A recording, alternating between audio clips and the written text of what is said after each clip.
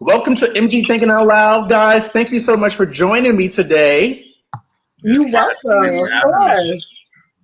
What did you say, Gerald? I said thank you for having me. Oh, yes, no problem. I couldn't think of anybody else who I look better than, who I'm smarter than, to bring on this conversation. Already. Oh, I came here in peace.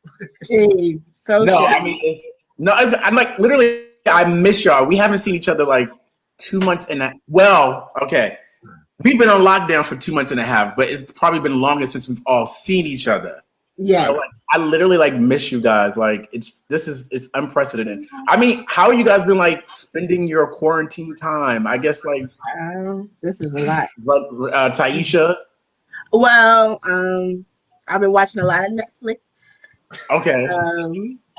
And I work from home, so I mean, at first it was a little difficult for me about working from home because just trying to get my computer set up because I'm used to having 3 screens and just but now I have a boss. A boss got more than one screen at work. So now I am used to it, and I am not gonna hold you. I do not want to go back to nobody's office. I don't want to go back commuting to nobody's Manhattan. I don't want to do. I can work from home indefinitely. I'll be fine. You might have that option. Because. With everything that's going on, can they really make people go back to work? Well, I'll be honest with you. My job has been really diligent about like communicating with us and asking us questions about how we feel about going back, because a lot of people do still have that anxiety about going back. But I feel like with my son, it has to be homeschooled until January 2021. I have to be here with him because now you ask me to come into the office, commute, and still make sure my 10-year-old.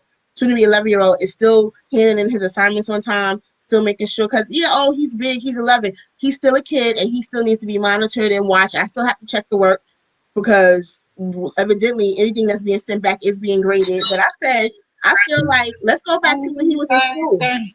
When he was in school, I wasn't checking those classwork. What was he? All right, I'm gonna check your homework. I honestly feel for y'all parents because. Just the other day, my niece, who's, I don't know, in 6th or 7th grade, but she needed help with math, and it was median and mode. And I was like, I don't even know what that is right now. I literally had to Google it to figure out what it was so I could help her. I know you got like 2 little ones at home, so how are you balancing like your 9 to 5 and being a full-time teacher? It's extremely difficult. Extremely difficult. I don't like it at all. Just working in the school system, I'm around a bunch of kids all the time. I need to see them. I need to touch them. I need to speak with them. I need to interact with them. I think that's what made the quality of my position so great. And not being able to touch them and not being able to just be in enclosed spaces with them, it's just kind of challenging for me. And the kids don't like it either because my son can't see his friends. Yeah. My daughter is asking about going back to school herself because she was in daycare. So, our brains are social. We need to see, we need to touch, we need to interact, and this remote stuff is just it's not working out for a lot of people, even the kids. They want to come back to the building. They want to come back.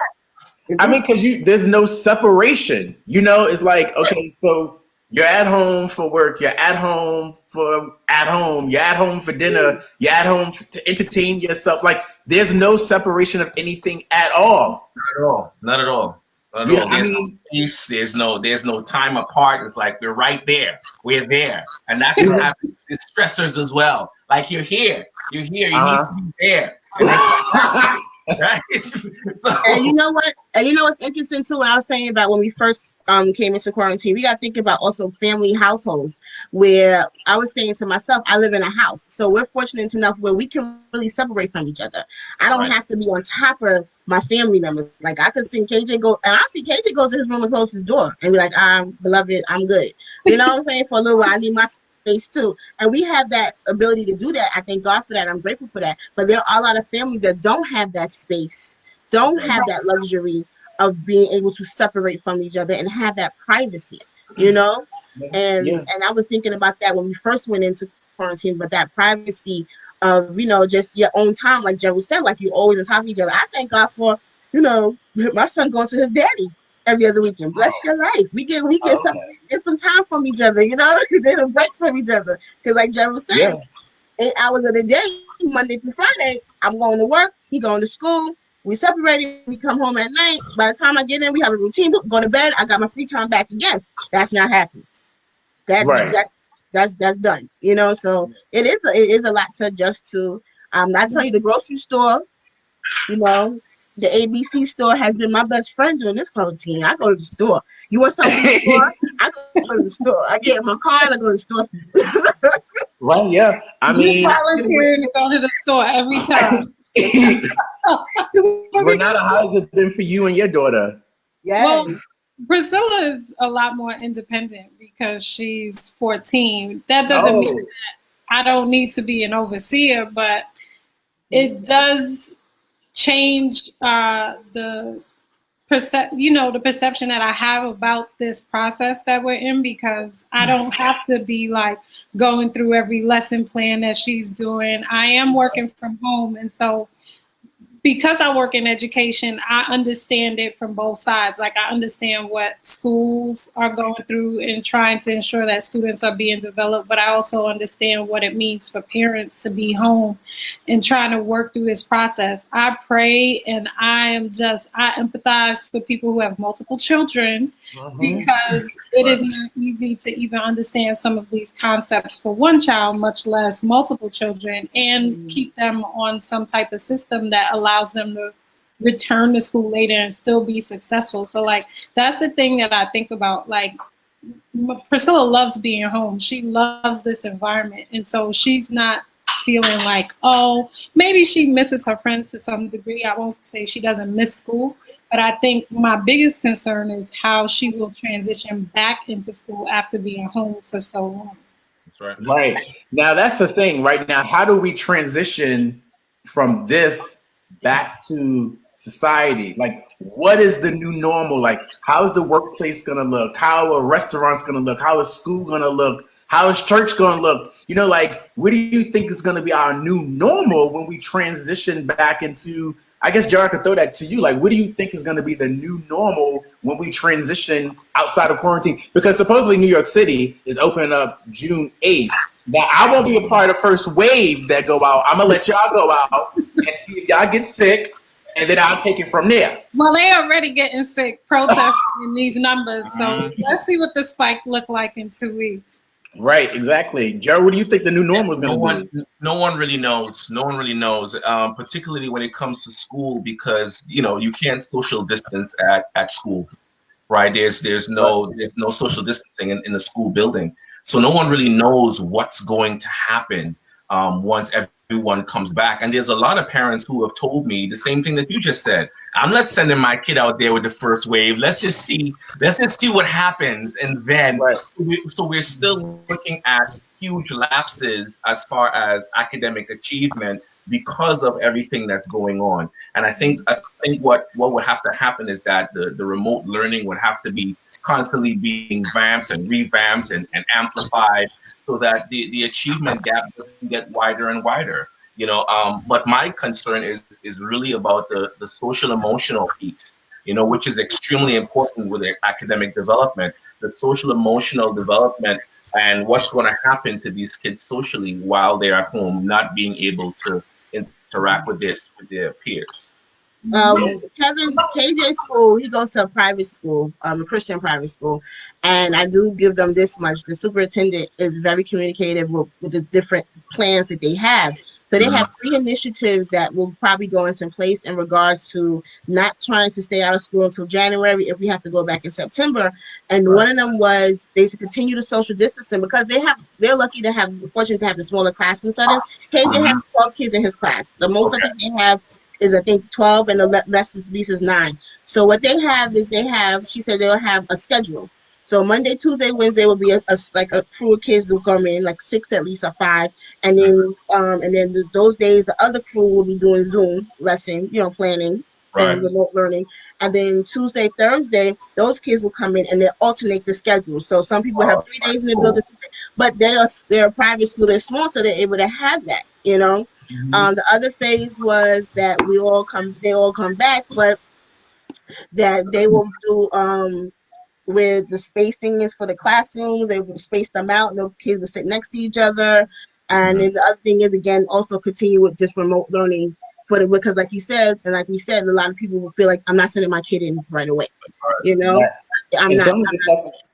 Well, someone just left a comment and they said, okay, private school can't hide that coin. So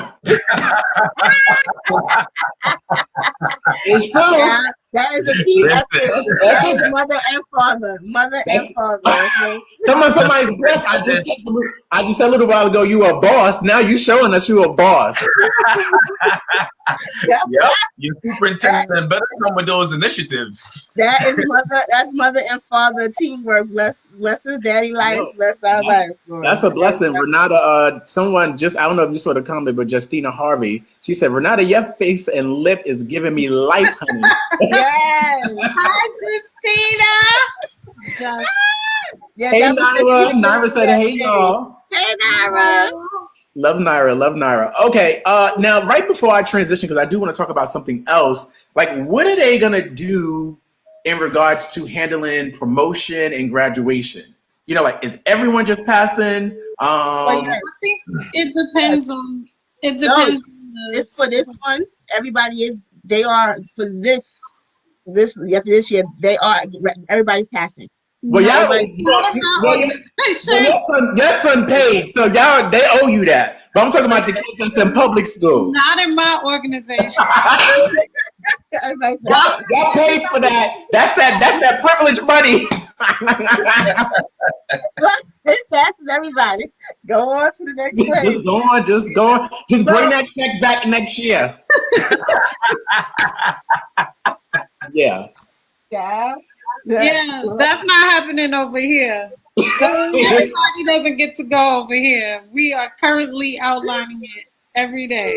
So do you guys know yet? Have you guys figured it out? I mean, well, it's based on a couple of things, like how they were performing prior to COVID-19. Like you can't not have done work from August to March and then think you're going to go to the next grade. I know that's right. A month and a half of remote learning, right? So it varies, but there are considerations, and there are some children who will be repeating a grade.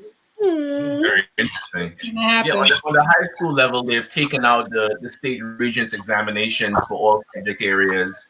So the students will not be taking the state regions, but there are requirements for each class that they have to submit a certain amount of work. They have assignments, they have projects. So there's still a criteria. They just won't be taking the state exams, which, you know, it'll be a giveaway now, because if you don't have to study for any state exams, just do work, and you'll be surprised the amount of students that are not submitting work and it's on the verge of not passing their classes. Yes, I talk to students and I'm just like, what are you doing? They're giving you a pass. Just hand in the work. That's all you gotta do. They're having a lot of very, very difficult time with this transition. But do you think, is it that the students not handing in the work, is that due to laziness or is it due to them not understanding? Because, you know, let's talk about like the, what I'll say about that is the students, from what I've seen, what I've noticed and observed. Now, I'm not a teacher. I'm not engaging with them every day, but I am looking at the data. And from what I observed, the same students who were not doing much during the school day at school are the same students that are struggling.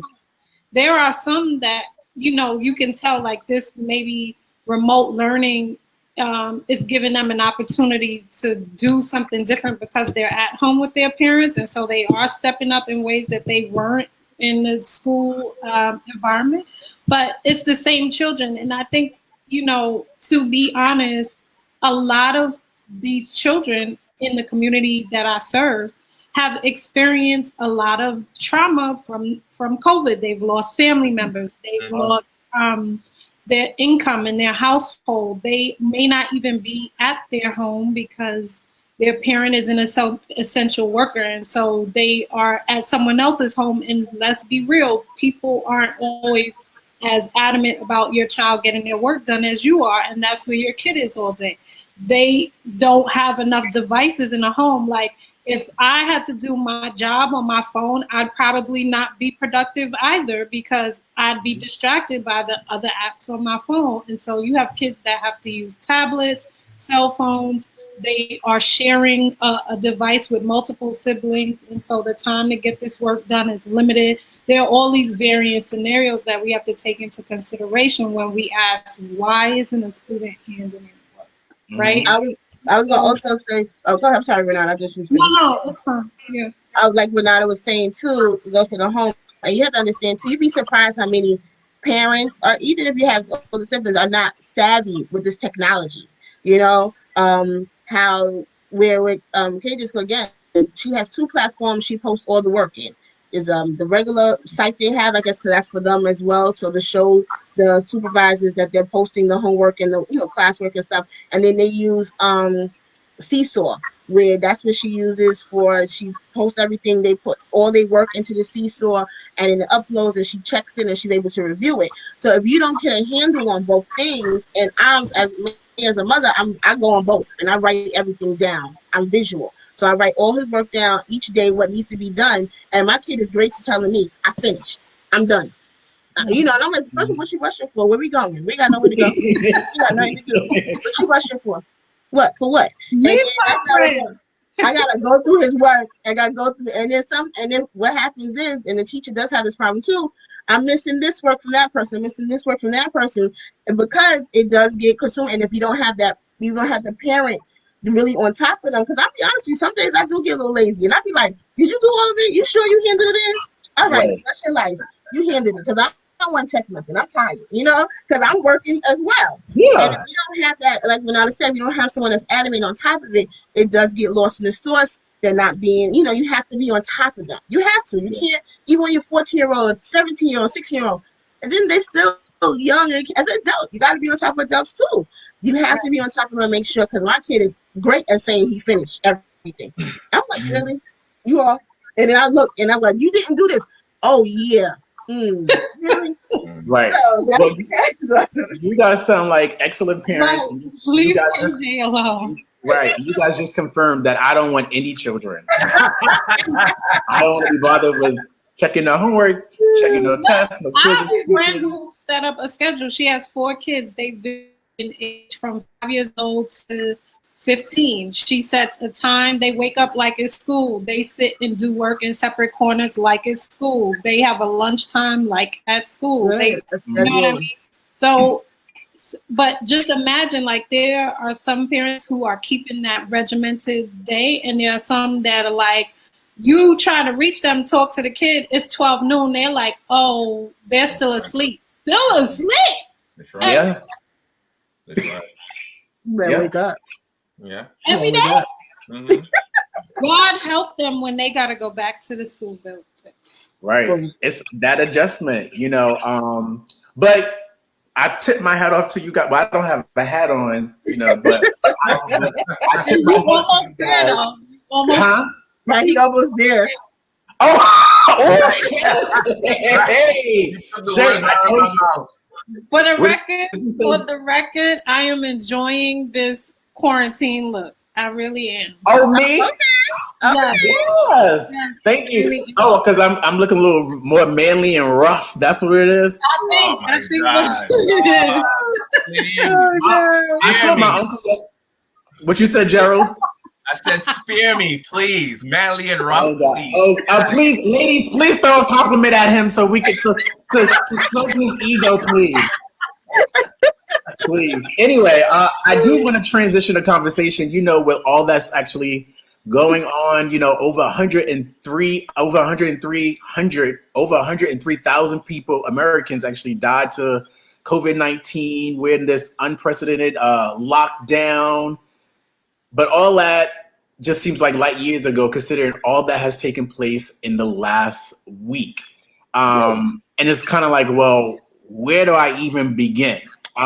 So I just want to let you know, I'm about to read something to you, because one time I was talking to someone on here and they were like, why do you keep looking to the side? Like you being shady, you talking about me? Something. I was like, no, I actually have questions over here for you. So I'm actually reading those questions. But I do want to read this because I don't want to mess this up, because this is how much respect these people are owed, because they were just, it's just messed up. On February 23rd, Ahmaud Arbery, an unarmed 25-year-old black man, was fatally shot while jogging in a Georgia neighborhood by two armed white men. They were not arrested until months later, and only because the story garnered national attention.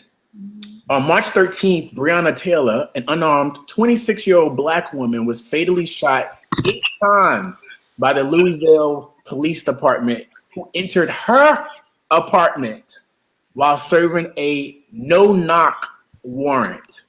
And most recently, on May 25th, just last week, George Floyd, an unarmed 46-year-old black man, died as a result of a police officer having his knee on Floyd's neck for 8 minutes and 46 seconds while Floyd was handcuffed and lying face down on the road while 2 additional white officers pinned down his legs. And as we know, after the death of George Floyd, emotions ran high. People had enough of police brutality, law enforcement's not being held accountable, and systemic oppression. And protests erupted throughout the country. I know that's a lot. That's a lot. And black people are being murdered. There is footage of it, and there is no justice. As usual. Still, people are fed up. What's your take on everything I guess I'll throw this to you, Gerald, first. What's your take? How have you digested the last week? And mind you, I didn't even mention the male that ran to the altercation with the white female in Central Park, because she was breaking the law and she made it seem as if she was being attacked by a black man, was going to call the police on this man when she was in the wrong. So no, she did call the police. I'm sorry, correct me. Yes, she did call the police and, acted as if she was being attacked by a black man. That's how the week started off, or the weekend started off. And then it just erupted. Gerald, how are you digesting just this week alone as a black man? As a black man, I'm as black as they come, and it's very upsetting. It's very upsetting, and it's sad. It makes me angry and outraged. The mental climate of this country is on an all-time low. There are so many variables, particularly towards the African American race as a whole. We're talking about COVID-19 and the disproportionality of African Americans dying from this disease. So that's one. Now we have coming with that is the economic distress, where stores are closing, people are home, they don't know where their next check is going to come from. In addition to that, when stores reopen or when things reopen, people don't know if their jobs are secure. So people are looking at it like, I don't even know if I'm going to go back to some level of income, within my own life. And now we have racism and we have police brutality on top of that. Like, that's enough. Like, enough is enough. And the stresses are so great that African Americans are saying, listen, this is a straw that broke the camel's back. Like, we're done. We're tired. We've tried being peaceful. We've tried, taking other measures, and it's not working. So it's time for us to really show the world how angry and upset we are. And I think that we're just, for me, I'm outraged. I'm enraged. And I'm angry as a black man. It's just difficult to digest. Tyeshia, how are you feeling? I agree. I'm very angry and upset. But I did voice earlier in the week that I feel like I want us as a black community to have the same type of energy as well when our black men are killing our black men. In regards to all those deaths that you did say, we also have black on black crime where they just kill each other for sport like it's nothing. And it needs to be a same outrage, whereas we need to really be outraged from the death all the way to the sentence, all the way to the reform of the prisons. Like, we have to find a way to try to catapult all of these things. And I'm not excusing anything for what the officers did. It's the ignorance. But where do we begin? And I feel like the rioting is like, I know we're angry, I know we're upset, but then you're messing up your own communities. We're burning down, we're having this anger, this fight. But again, it goes back to Martin Luther King and Malcolm X times, where they both had different ways of seeing things, and how people acted with the Black Panther revolution. It's like we're going back. Like we're not moving forward, and it's kind of scary because we're supposed to be in 2020, a whole new decade. We had a Black president. We supposed to be moving forward, where and it feels like it's a scary time, and enough is enough. But what else can we do? Is this really the solution? And then also on another note, I feel too, like, and then again with social media, we're in a different time as well. Social media on a heighten of different people recording different scenarios of the solution. So if you go on your page, you have this one person showing it from this angle and this person showing it from that angle, or their point of view and how they feel, and they're posting this and posting that. And where does the real story get captured at? Like where's the real story at? Because now I'm hearing that in Minneapolis, the Target, that riot started not from people being angry, but by somebody that was placed there strategically to start that riot. So now, okay, did we really have to go there? Could we win a different way? So now they started this, and it's a domino effect, and it's been going on. And they say even in Brooklyn, they placed people strategically to start these protests and these things like that. So again, are you really trying to help?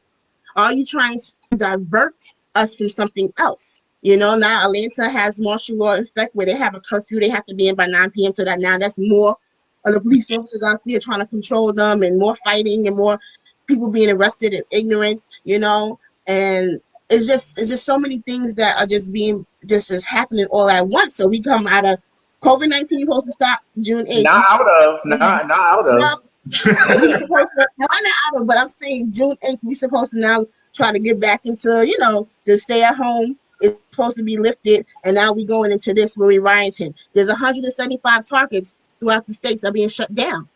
175. So in Brooklyn, your Brooklyn Junction Target is now being closed. So now you can't go to Target. And Target had the longest line, I don't know what, through the whole. Now you have a central store being closed down because of what's. But how is it being closed down? Because of the riots that the protests? They don't want it to be they don't want. Exactly. They want to protect they said they want to protect their workers, and they want to protect their store. So they're shutting it down. Right. Well, they boarded up the Target that's near Barclays on Friday night, I believe, when they were protesting in that area. You guys brought up, the looting that's taking place in our own neighborhoods. Renata, I guess I'll throw this one to you. I'm not for looting. I'm not, and I don't really grasp the concept. And if you're going to loot and destroy a neighborhood, I don't grasp the concept of destroying the neighborhood that you live in, right? Mm-hmm. Now, not that I'm saying you should, but if you're mad at them over there, and if you go to their neighborhood over there and destroy their neighborhood and leave yours alone, I can grasp that. So I don't understand that. However, people are saying we kneeled before and were called sons of bitches. Mm-hmm. We kneeled. You told us we would disrespect the flag. I can't breathe. Right. Peaceful protests. Yep. We had all these precincts. Now maybe if we start messing with your money, maybe that's when you listen to us, because America responds to money. Follow the money. Follow the money. So Renata, but with that, but people are posting, like, for example, we have a lot of somebody sent me a link where this young lady in Atlanta, she's a Black-owned business owner. She had a store in mall, Black-owned, and they destroyed her. Who are they? You said earlier you brought up right? Who were they? Because but now there's just looting just happening. They're just looting right now. Everybody's just looting.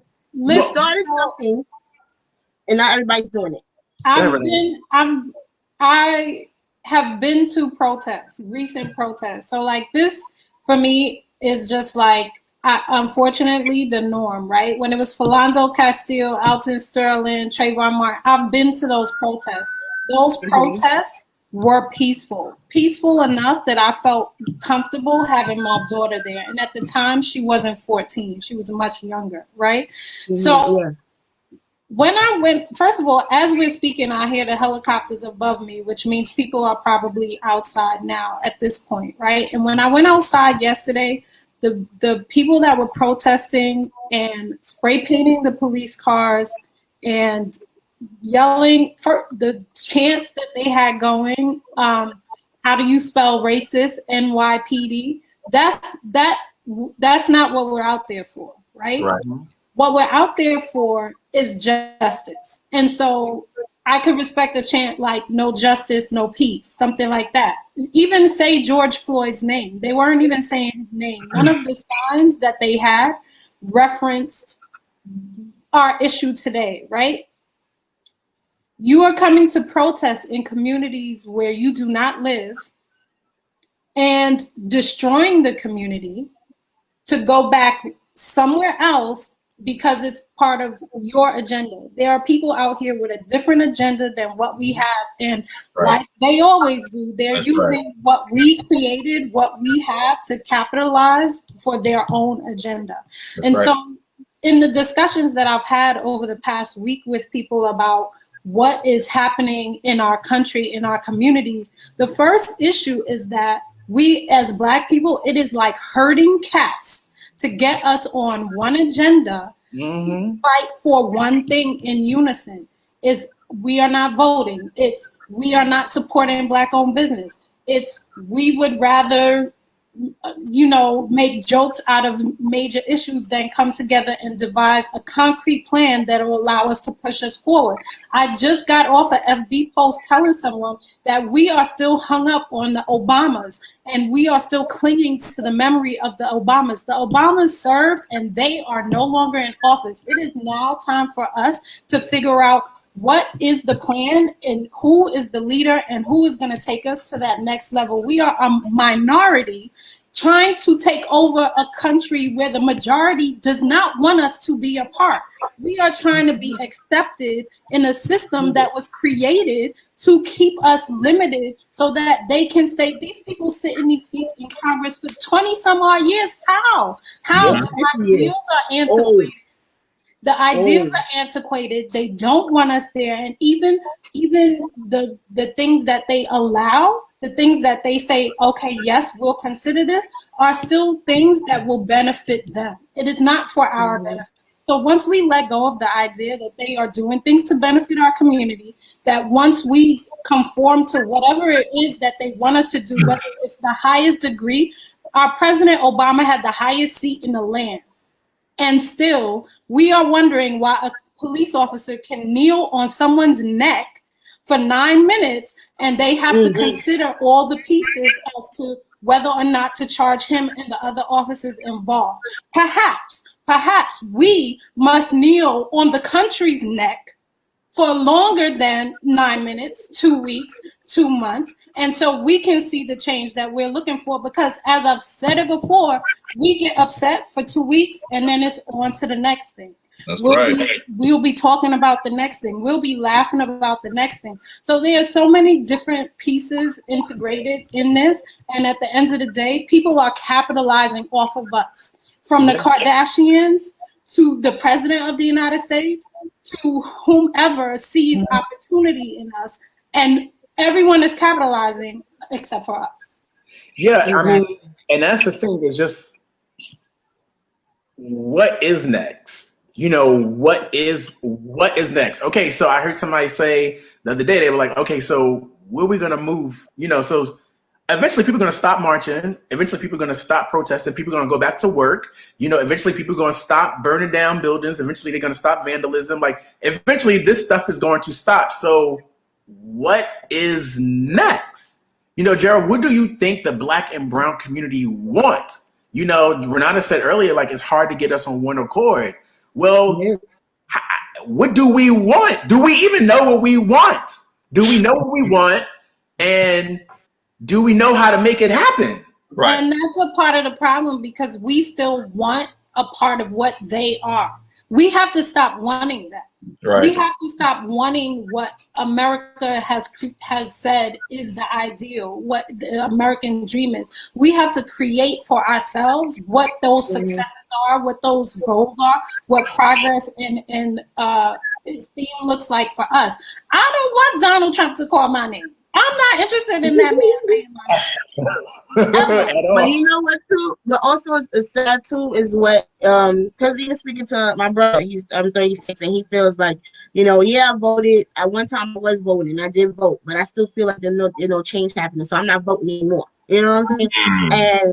And so we don't feel, and I feel like we don't care about the vote. They keep saying do the census, do the census. My brother said, well, I'm doing the census for so you can know where I'm at. Because he feels like it's a war. There's a war outside. No man is, safe from. And it's like you want more information from me, so you can target me right away. It go back to when I was in high school. And they started doing the high school yearbooks. A lot of our young black men did not take high school yearbook pictures because the precinct started taking the high school yearbooks and taking them into the precinct to use to identify people. So a lot of my guys that I grew up with didn't even take a picture in the high school. For the high school yearbook. So now their face is not in there. You graduate high school, that's a good one. But no, because I don't want them to have my face. I'm not safe. Right. I don't feel safe. So I'm not going to vote.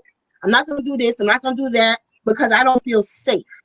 I feel like there's agendas all around me to be against us. But the voting is, yes, you might feel like you might not have, maybe if we all get on one accord and really, really vote and really, really, really, really try to push what, like, when I say our agenda, then maybe some change will happen. Because something didn't happen right away, you want to just stop? Right. Yeah, it's laws that governs this country. So what we have to do is that we have to challenge the laws that we've been governed under for all this time. Right, Black people, we've become experts at being angry. We're really good at being angry. We could be angry all day. That's what we do. We're angry, and that distorts our narrative, and it really turns it into a different agenda. And what we need to do is that we need solid leaders, people of influence, who are able to go to the White House and be able to influence some of these laws. Like this is what it has come to. We have to change the law. If it is that a police officer who kneels on someone's neck and is violent and brutal towards someone, if he is automatically going to be charged with a 25 to life and loses his pension and thrown into jail, a lot of them are going to stop doing that. It's going to cease because there's a law in place that we are under, that we are now going to be following, that holds them accountable, and they're not being held accountable for their actions. And this is what is causing all of this that's happening right now. That police officer, this is not his first time being violent and killing someone. No, it's not. He killed a Native American man about 4 years ago. So they keep him on the force. They knew he has a temper. So it's not just he's been an ignorant police officer for many, many, many years. Okay, so this is not just something.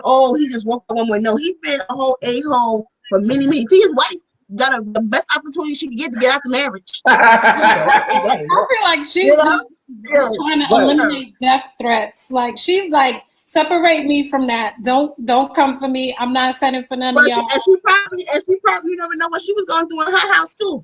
Right. So she probably said, "This is my best time for me to run." But then somebody was mentioning to me, they's like, well, what if that's like a plan? Like if he's sued, like you won't get their money. Right, exactly. Absolutely. But to Gerald's point about the people being in office, and there are people who are watching this from my page, and a lot of people are talking about the leaders and who are we appointing as the leader. And here's the thing, right? I'm a firm believer that a lot of this starts within your household. If you are not teaching your children about, you cannot depend on the education system to teach your children about the importance of voting, the importance of being a community, and that is something that you show them. That is something that they learn from how you as a parent live. And the fact that parents hand their kids over to the school system, you can't get some of them on the phone. You can't get them to the PTA meetings. You can't get them to come and hear what is going on with their report card. You can't get any of that done. That is where it starts.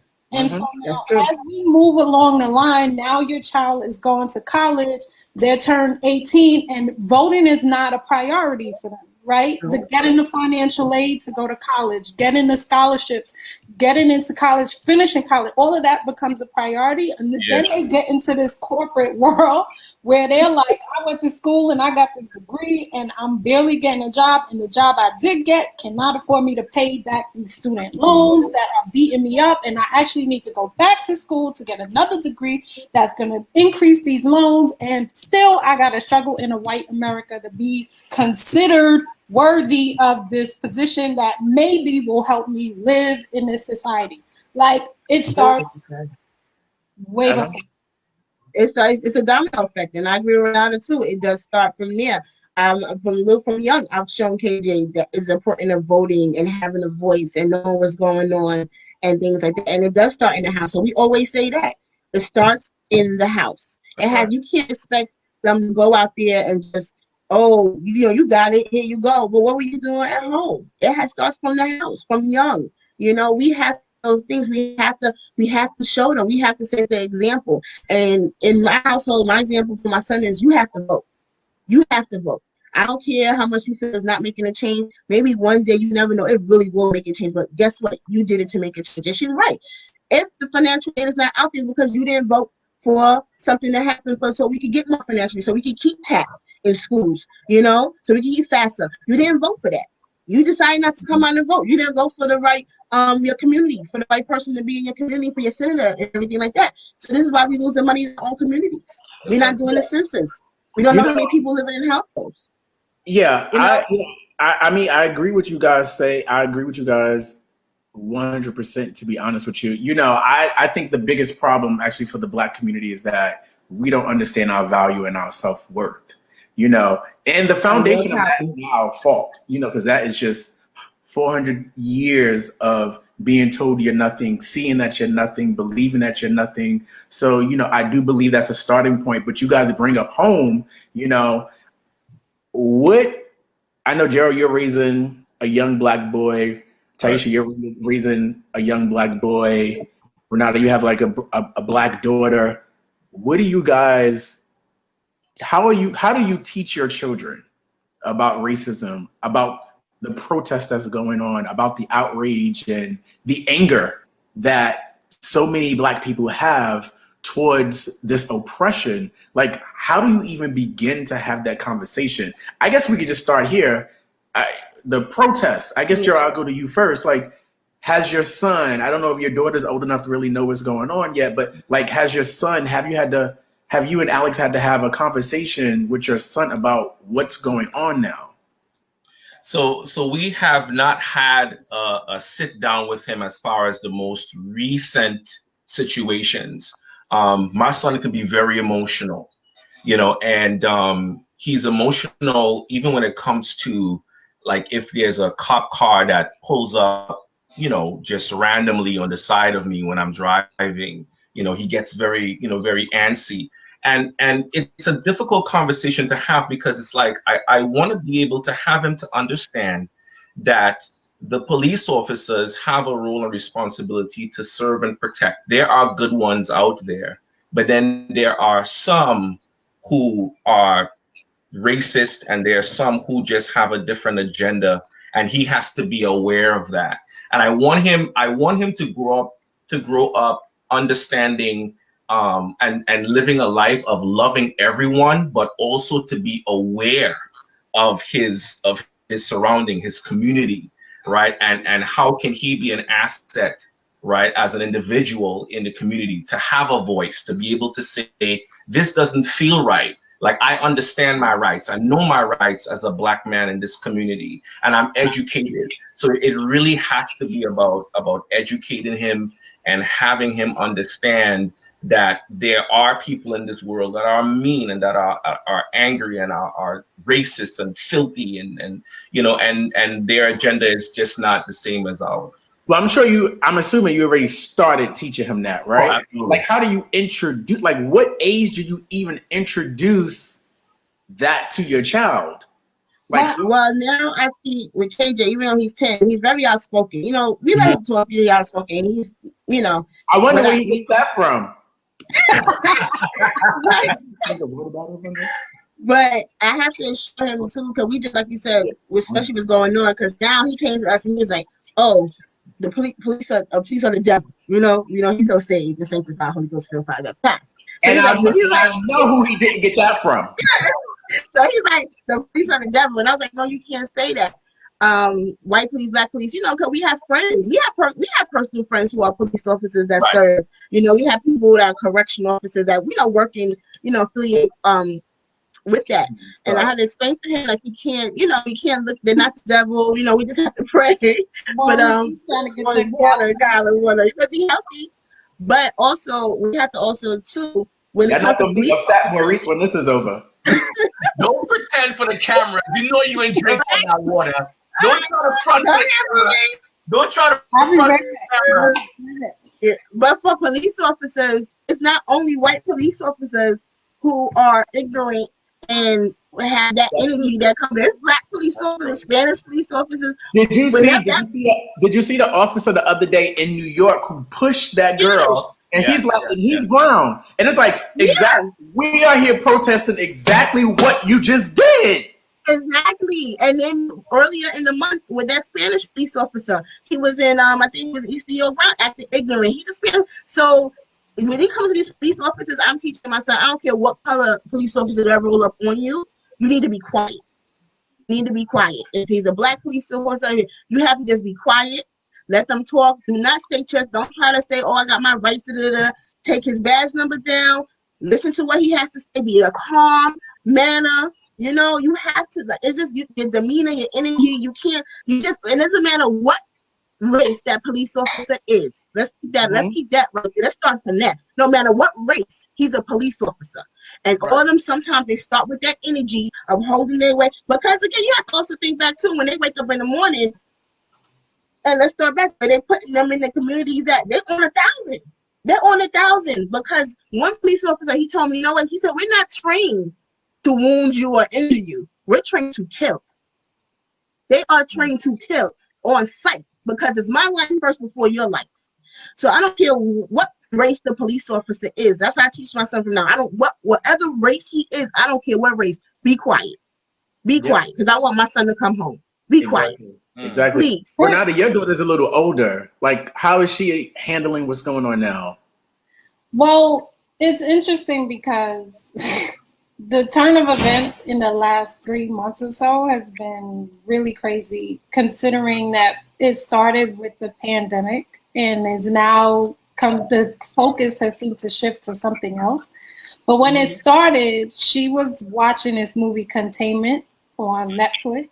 And she got hung up on how many similarities there were with what we were currently experiencing, what's happening in that movie. And so for her, it's kind of like, she's like, am I living in a movie? Like, what is going on? Like, she's waiting for it to end like the movie ended, right? And at the same time, like, as far as the racial tensions that are happening, I had to break that down to her back when Trayvon Martin was killed, because that was so widespread that it wasn't something I could hide. They were talking about it in school. They were talking about it on the news. Everything was about Trayvon Martin. And so it was, I think she at the time was maybe 7 years old.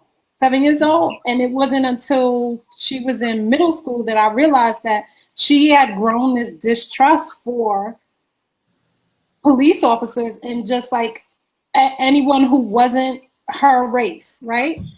Through that experience of Trayvon Martin, Mike Brown, and all these things where she did not see justice served for them. There was no justice for Trayvon Martin. George Zimmerman probably somewhere like the happiest person on earth. Chilling. Living his best life. So it's like, I have to now show her what her generation needs to do in order to have these things change. But the question remains, how much faith will she have in what I'm teaching her if she's not seeing it happen in my generation, right? I could tell her all day long, but the best would be the action of it, to see it actually come to fruition. Change. Yeah. Jared, did you want to say something? Or? No, I was agreeing with Renata. No, but you know what, too? What's interesting with kids, because like even with KJ, when we go on vacation and things like that, what I experience is that he really, they don't see color. They don't. It's something that is really taught. And it's interesting when we go on vacation, he plays with, Caucasians, like it's kids. It's a kid. But then the parent comes and get their kids. Come here, because they don't want him playing with KJ, because KJ is black and they're white. But then I also get experience too where black people on vacation don't want the other black kid to play with the other black kid either. So I get that too. So let's not get it confused here. He's not dirty, right? He don't look dirty or anything, right? Never have to. Never. Oh, okay. I just want to. If I have a child, the other kid was dirty. Okay, get away from that dirty kid. Get away from that dirty black boy. My child look cleaner than all of them. Okay, fresh and so clean. Okay. And then you when I see what his grandfather look like today. I know, with a fresh haircut during the quarantine. I had to put overseer out there. He told me he not going through COVID-19. I was like, oh, okay. None of us are overseer. Love it. Right. It's with me now. Now my guard goes up because I'm like, yo, and then I'm telling him, I bet come here. I bet you come here too. And I got an attitude now because I'm like, what? And I'm mad at him because I'm like, they don't want to play with you, you don't play with them. Like, leave them alone. Now I'm getting mad at him. Yeah. It's so sad to see that because he's 10 and 9 and 7. He don't see race. He don't see that yet. He don't see that. And it's just it's disheartening when you have to try to make your kid realize, but again, he got it from both. He got it from his own race and he got it from the Caucasians. So, so it's like, well, Mom, is it really a race thing or is it just plain old ignorance at the end of the day? Because he befriended the Caucasian family. He's still friends with them now. They came to his birthday party when we went on vacation. They live in Long Island. He communicates when he FaceTime with them. Caucasian, a nice Caucasian family. So it's just like, do you know, and what's all going on, It's just really hard. It's heavy. It's heavy. It's heavy. It really is heavy. And this is the last question I ask about this here, because I don't want people thinking that we're here to bash police officers and law enforcement. Right. Because like it was stated earlier, someone said it earlier, like we have friends who are, I know people who are, we have friends and family. That's just me being shady. We have friends. I know people. No, we have friends who work in law enforcement and who are police officers and things. And at the end of the day, the police officers are humans too. They are mothers, they are fathers, they are wives, they are husbands, they are sons, they are sisters, they are brothers. And at the end of the day, they want to go back home. Someone said it earlier. Like we have friends who are. What's that? Y'all hear that? I know people. That's you. That's not me. That is you. No, that wasn't me. I don't know. What you doing over there? You put the reverb on. I don't know what's going on. I don't know. Anyway, I heard me, but I sound like I heard it. I was like, oh, okay. Like, what's happening here? Anyway, so like, because they want to go back home too. How are they supposed to move going in blind situations where anything can happen and anyone can have anything? How are they supposed to behave? Listen, I tell the officers that I know all the time, I could not be a police officer. I would have been sent to jail long time ago. First of all, half of the stuff that I see on a regular basis in a neighborhood, just like the regular interaction, before we get to Ahmaud and George, Brownsville, big old party, people dancing on cars when they supposed to be quarantined, stay-at-home orders. They have a big old block parties in the middle of the street, music loud, blasting.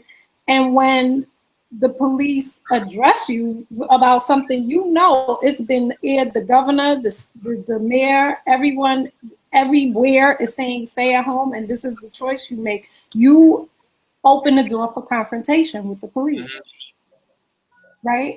And then your reaction, you fight. I would never try to fight an officer. Never, never, never. And if I was an officer, you tried to fight me, we would have problems. Probably. So, like, it's true. It's true. Even with my mother being a teacher, I would be passive. Being in education too as a teacher.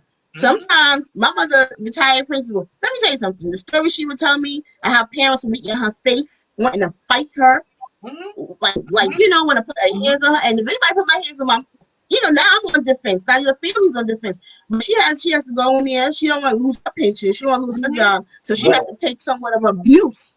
She got to take abuse from people, general, you know. Yep. And they hostile and they angry and they ignorant. They come up there and you just trying to do your, and it's just like, it's just so it's just like, it's just crazy. It's just crazy. Because like I said, I'm not excusing what happened to George Floyd or anything. But again, when we look at social media, we get sometimes the one side or whatever. Maybe he was aggressive, because we also have situations where people defend themselves and it's aggressive. It's aggressive defense.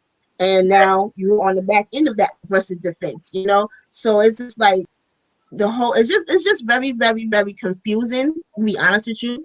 It's very disheartening. It's heartbreaking, because do we only make it a race thing? Because this type of violence is happening throughout, all over the country, with the same race, with other races. Do you only make it a race thing, or do we make it, hey, let's just stop violence altogether? Let's just stop it altogether on both ends. What if that was a black police officer that put his knee in George Floyd? Would we still be as mad? If it was a black officer? I think so. I think our problem is with police officers getting off.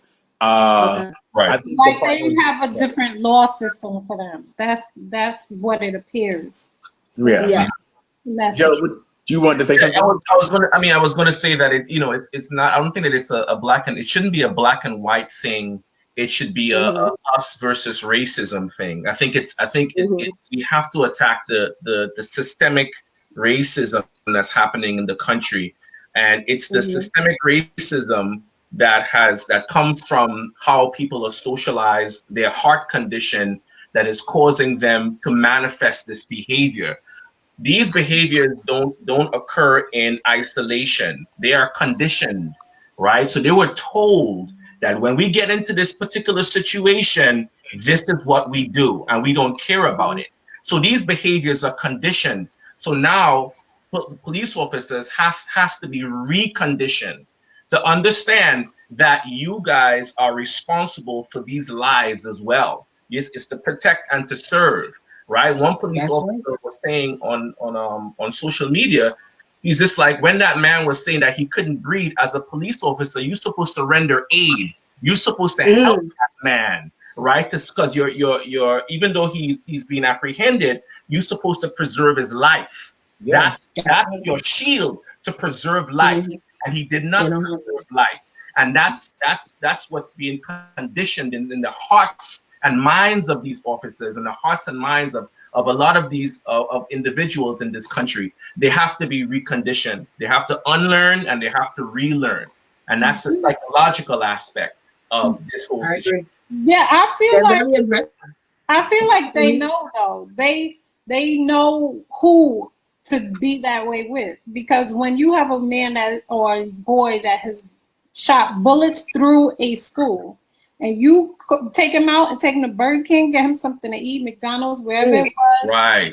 You carry him off to jail. You know who, you know how. Sure. When. Yeah, Dylan Roof, who was when he killed those people in South Carolina at that church. You know, you're exactly right. They know who to do it to, and it seems as if it's a set of rules for these people who are not black, and there's a set of rules for people who are black. And that is the problem. I have this question for Maurice and Gerald. Do you think it's we're an automatic threat to them, as the black man is an automatic threat? You know, and like you said, when it comes to them apprehending a Caucasian man, they're much calmer. They're not as aggressive. But with us, do you feel like it's an automatic aggression that has to be put with us because they feel like automatically black men and black women are aggressive? Yeah, I think so. I think we're just automatically seen as a threat. But like you just approach the situation as I believe that most of them approach, I don't want to say most, but let's just say some of them approach the situation on a certain energy just because they see a black man right there. There's a certain level of distrust in us automatically, a certain level. We're already a thug. The president just called us thugs like 2 days ago. He didn't say black, but you knew who he was talking about. So we're already a thug. We're already uneducated. We're already not worth anything. The same the same thoughts that we have ourselves. Those who struggle with low self-esteem, they think that about us. They think that about us as well. So they already see us as a threat. That's what I believe. But is it police officers in general, or just more so? Just like I said, is it just police officers in general? I just think people all together. We talked about that lady in Central Park who was a Hillary Clinton supporter. I think she also voted for Obama as well. Democrats, racism is not exclusive to Republicans. That's right.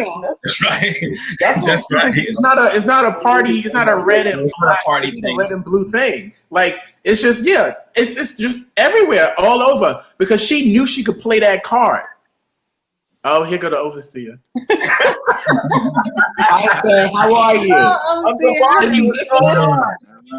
like the conversation. You like the conversation? Oh, absolutely, absolutely. Oh, thank you. We have to learn. You came to give your input. No, not quite. Not quite. No, do you want to share something? You know, coming from someone who has as much wisdom as you have, and you know the kind of week that we've all lived through. Like, can you give any like comfort to us? You know that we'll get through this. Well, I think we would get through this. You need to come down, overseer. Okay. I'm gonna move. Go ahead. Because you were alive during the civil rights movement and King and no, I was actually a little kid during the civil rights movement. Okay, make it plain. You know, I'm not that old. You were alive. You know, that was the 60s. Yeah, 60s. You know, I hope I don't look old. I might sound old, but I was born in 61. Okay. You know, in the 60s. Movement was mid 60s on up in regards to that. So I didn't live through the civil rights movement as a young teenager going into adulthood. But you know, history does show exactly what happened. And I don't think it's too far from what happened is what's happening now. You know, racism has been systemic even from the beginning of time.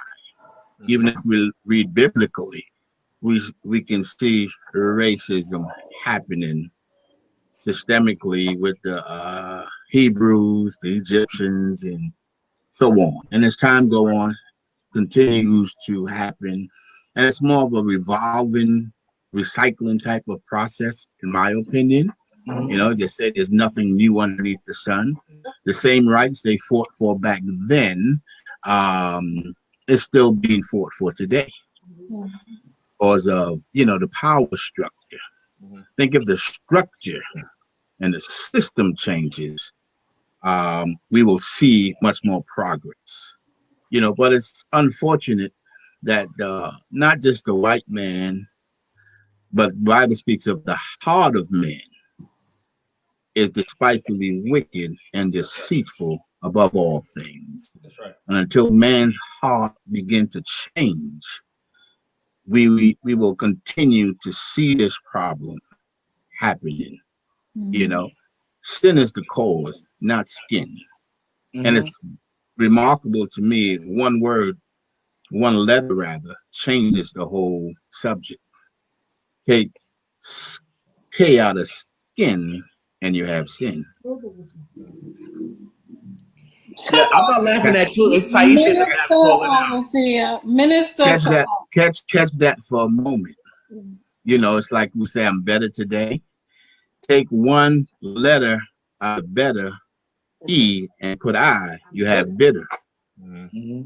You know, so it's just such a great, they say it's a thin line between love and hate.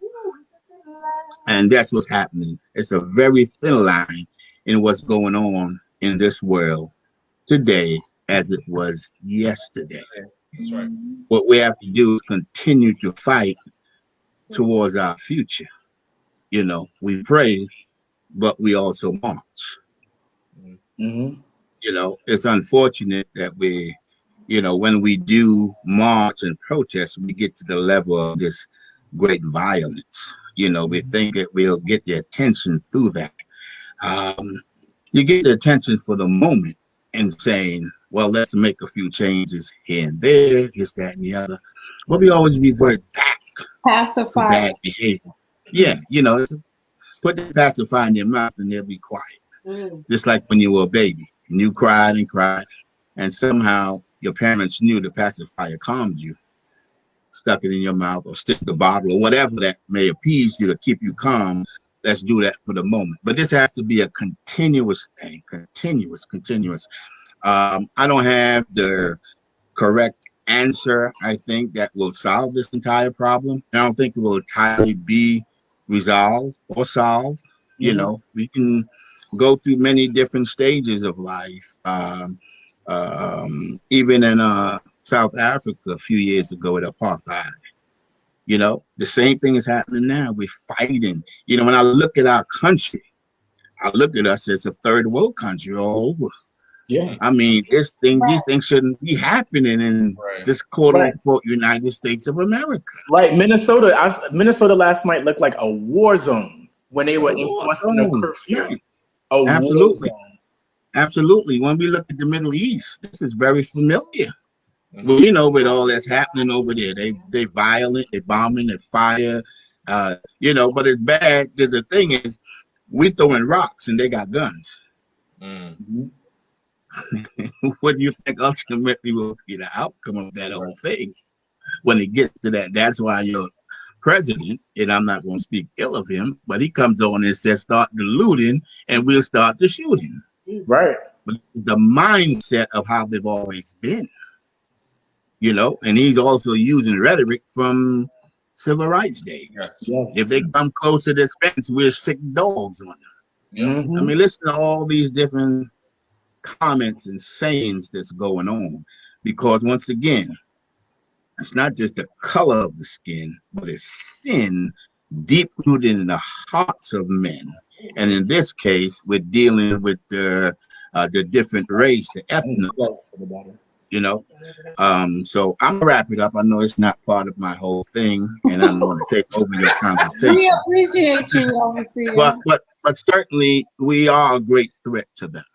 That's right. And remember, even scripturally, and I'll leave you with this: when the Israelites, the Hebrews, were being born, and they kept growing, Pharaoh said, "If they keep growing, they will merge."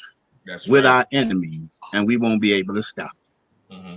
We are certainly a threat to them, because when they look at us, they see that their time is running out.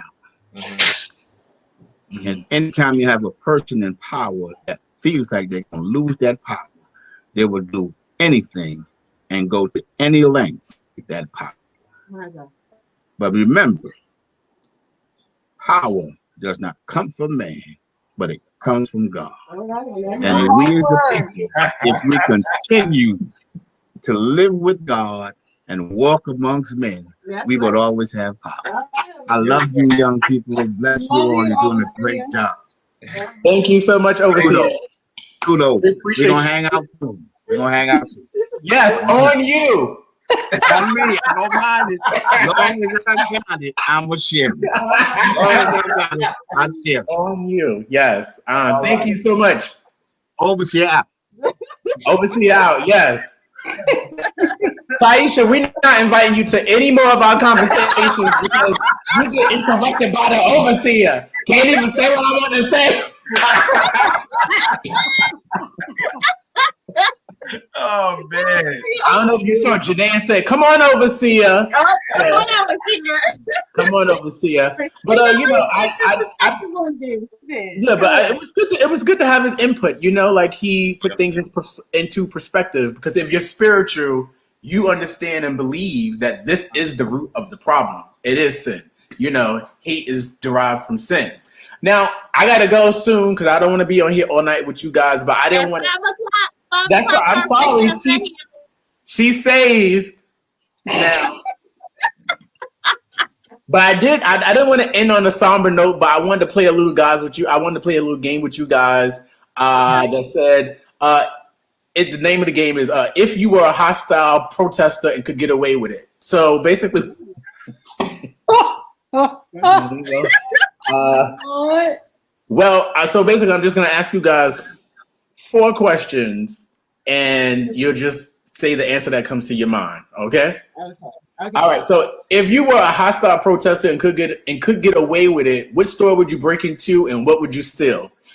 Joe, you could go first. Oh my God, the overseer just finished talking about Right. But the overseer is not here anymore. Steal anything. Because he's listening, watching his daughter. He's gone. He's not here. Right. You know, I love clothes. I like to look good. I would go to Bloomingdale's and I would get me some suits. Okay. Tyeshia. You know what I mean? I definitely would hit up the sneaker store and get me some sneakers for me and KJ, and I give me some bags. I'm gonna give me a Louis bag or something. If I can get away with it. Yeah, that's a part of the game. If you could get away with it. If I can get away with it. One store? You mean I have to choose one? I'm talking to a thief here. I would be in Tiffany's, like supermarket suite in Tiffany's. Okay, that's cool. If you were a hostile protester and could get away with it, what building would you set on fire and why? Ooh, Sally Mae. With all their records. Everything. All the equipment. Files, digital, everything. Sally Mae. Oh my God. I don't know. Navient. Whomever. Sally Mae, Navient. I would say that the mortgage Any credit, like the mortgage company, right? Any mortgage credit union. Yeah, that sounds about right. Okay, 2 more questions. If you were a hostile protester and could get away with it, what word would you spray paint on the car of the person who gets on your nerves the most? Woo! Child. That's a good one. Shoot. Get your life together soon. Can you repeat the question? No, it's okay. If you were a hostile protester and could get away with it, what word would you spray paint on the car of the person who gets on your nerves the most? The word.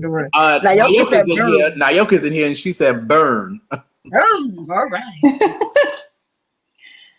Oh man. Well, that's a good word. One word I will put. One word? Change. Say it again. Change. Okay. Oh, change, you said? Yes, okay. Change. I don't know. Joe, you got one? I mean, it was kind of 2 words, like shut up kind of thing. Yeah. Okay. Oh, if you have like a phrase, a message, that's cool too. Right. A phrase, not today. Jesus saves. Okay. Jesus saves. No, he would not. He thinks overseer is still watching. That's what it is. Jesus. You gotta give us one, Ren. You gotta give us one. I know Jesus saves. I said not today. Everybody know that. Everybody know that. Even Trump knows that. Everybody knows that. I can't think of one word. My other option was hated it. Hated it. Oh, you're giving us tea. Okay. You're giving us tea. Hated it. Okay. And if you were a hostile protester and could get away with it, what politician would you pop in the mouth? I mean, wait, you know what? I gotta be careful because you know he said he going on people's pages and seeing stuff. you got your stimulus check already? Okay. I'm waiting on the second one. I went on the second one too. Is it? You think it's coming through after what happened this past week? He said it was coming. Please, they were like, oh no. And you know the petty thing might be, and just when I was gonna give y'all another one. I forfeited that. You forfeited that. That would be petty. That would be That's petty. why he sent them looters, so that they Right? sent them looters so they could have a reason to not give us Right. our Exactly. Like give us our Well, money. well, I can't thank you guys enough. You know, we've been over here for over an hour, and it was such a fun conversation. You know, Joe Frank, the Black Psychologist, Renata Del Carmen, the lifestyler, Tyeshia Flowers. Right. Bless your life, love, living happiness. The event planner, the Yes. event coordinator, the brunch queen, the Sunday brunch queen who misses Sunday services all the time, but that's none of my business.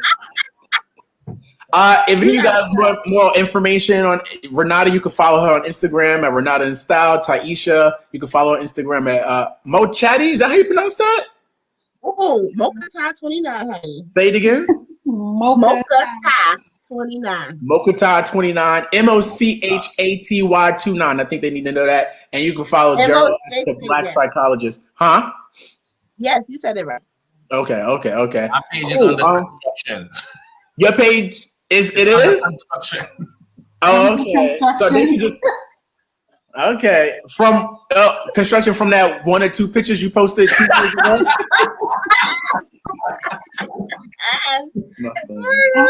Nothing. I would like to say, Maurice, thank you for putting this together. You did an excellent job. I enjoyed it. Thank you for inviting me. Excellent. Kudos. Thank you guys so much. I appreciate that. Thank you. Well, enjoy the rest of your Sunday.